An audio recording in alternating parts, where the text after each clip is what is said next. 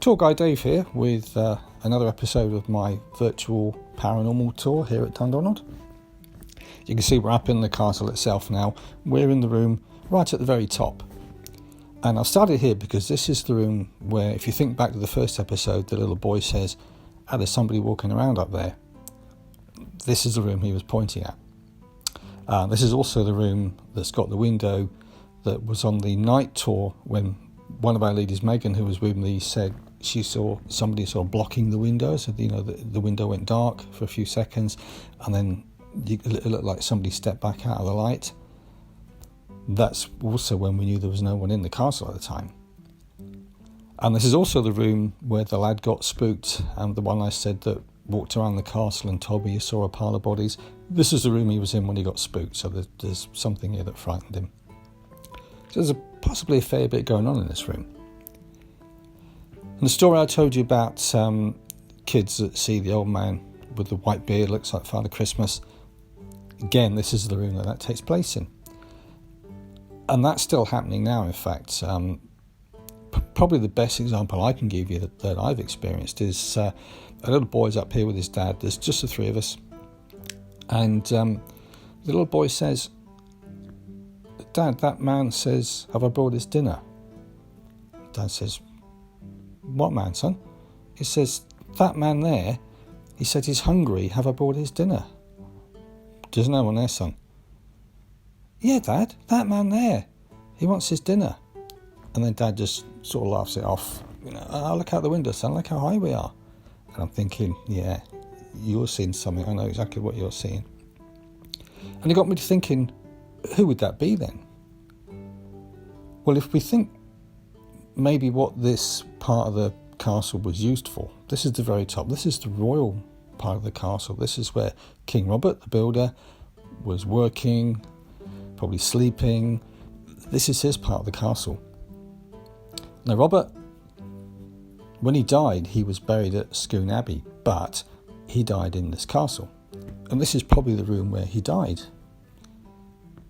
He was 74 years old when he died. He was an old man. He had a beard. An old man with a white beard? Could it be? Could it be the ghost of King Robert? Wouldn't it be fantastic if it was? How cool would that be if King Robert is still wandering around the castle and greeting the kids that are in the castle? I think that's pretty cool, actually. And talking of things that are pretty cool, something else actually that happened to me up here, which I find quite interesting, is I'm taking a family on a tour, and it's mum and dad, little boy, and another lady, probably granny or something like that.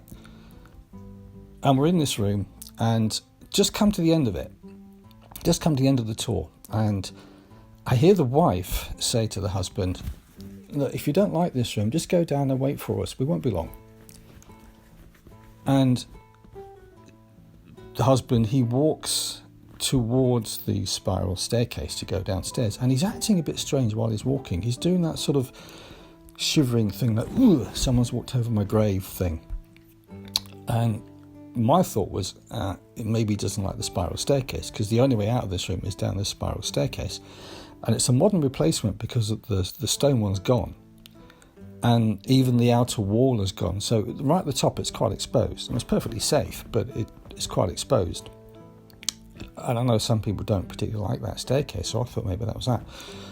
But when he'd gone, the wife said, "I'm sorry about that." I said, he's very sensitive to the paranormal, but he doesn't like it.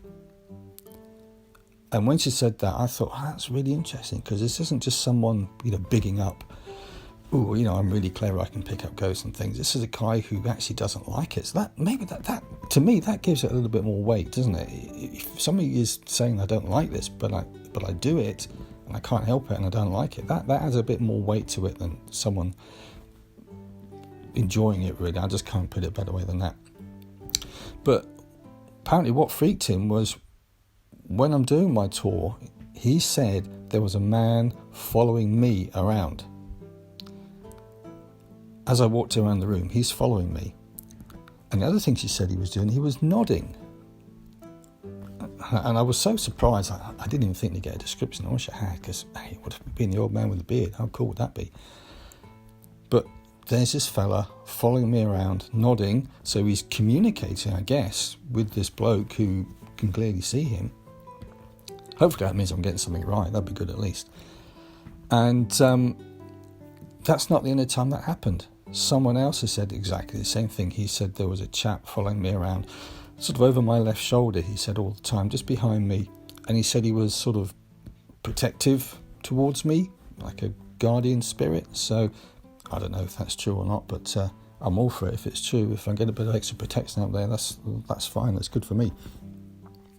So that's the sort of thing we get up here. The other thing we get, it's not in this shot, it's actually behind where the photograph's taken, and I can't find a decent shot of the area that I want to show you, because I can't get in the castle now, it's closed up, so we've got to just use stuff that's open source and our own photos. Well, I haven't got a decent photograph of what's behind where you are, where the photo is taken now, but it's a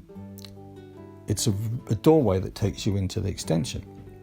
And that was, again, probably high class accommodation.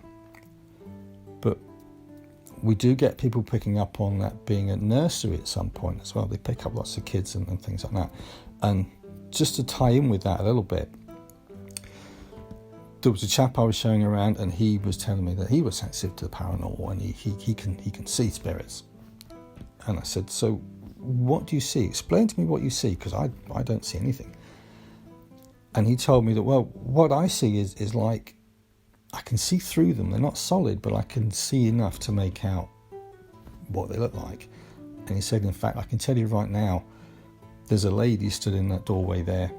And he said she had a white cap and a long black dress. And she was holding the hand of a small child. And they said they just stood watching us. They're just watching and listening. They're not doing anything. They're just watching and listening. And that's the same area people pick up on there being maybe a nursery there. So that's the Castle's Great Hall, the royal apartments, if you like. And I think what we'll do now is we will go virtually and very carefully down that spiral staircase. And I'll tell you a little story about something that happened to me when I was in the prison.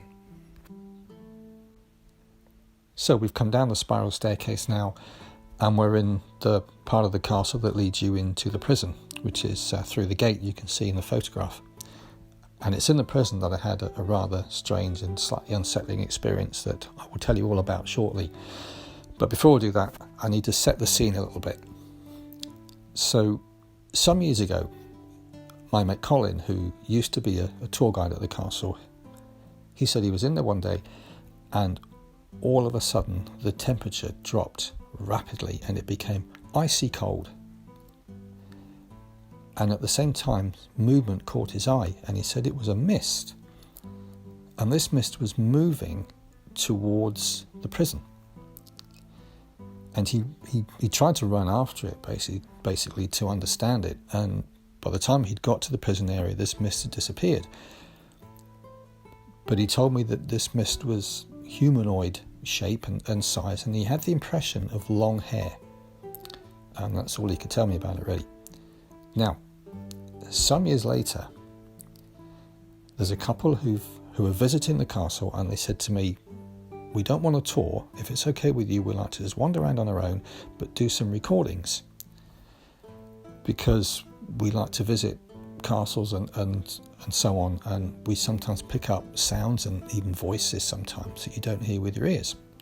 I said, yeah, that's fine, as long as you promise to let me hear something if you get something good. And as it happens, the recordings they made were absolutely astounding. I was flabbergasted actually when I heard what they'd come up with. And I will tell you about those, but that'll be another episode because I want to tell you about what happened in the prison. But the reason I bring them up is they came to me at one point and they said, is there another way in or out of the prison? And I said, no, there's just one way in, through the gate. And they said, well, we're a little bit concerned because just as we arrived in this area, there was an old man who went into the prison and he's not come out, and we're a bit concerned that something might have happened to him.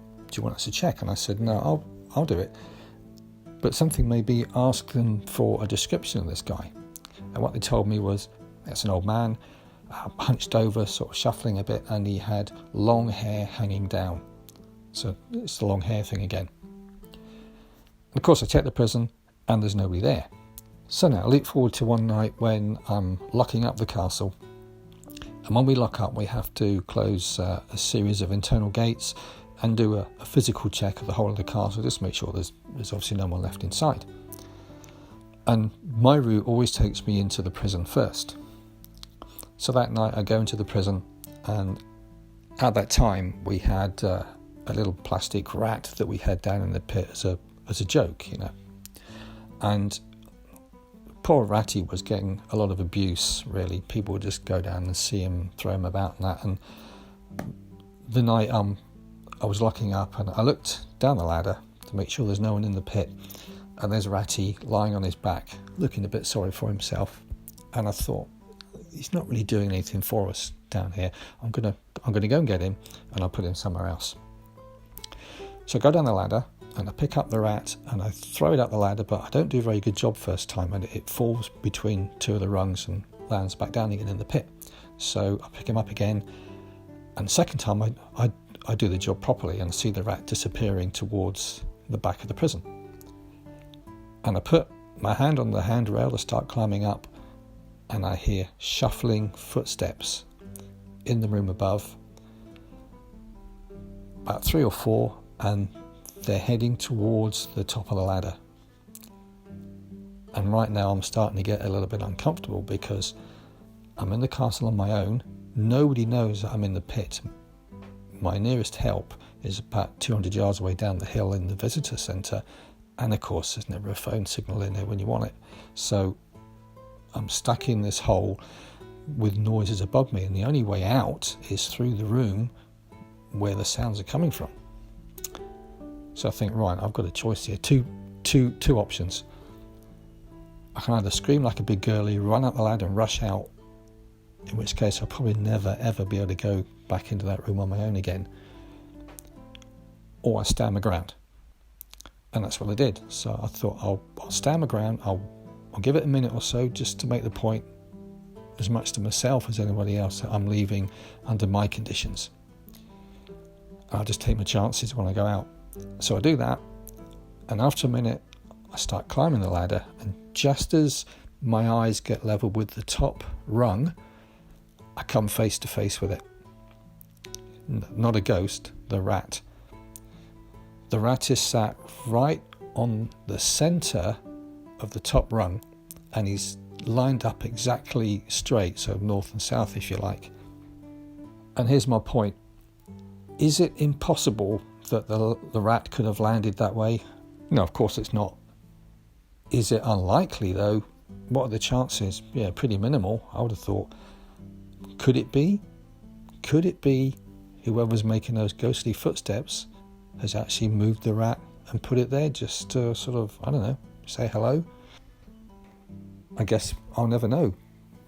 I'm probably of the opinion that the rat did land there by accident.